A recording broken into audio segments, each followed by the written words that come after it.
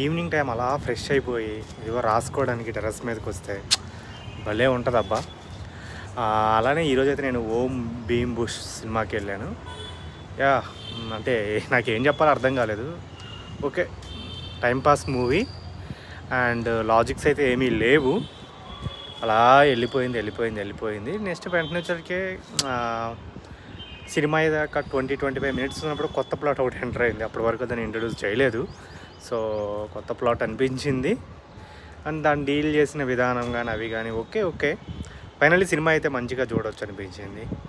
ఇంకా దాని గురించి అయిపోయిన తర్వాత అలా ఇంటికి వచ్చేసి చిన్న స్నాప్ వేసి ఇదిగో స్నానం చేసి వచ్చేసాను.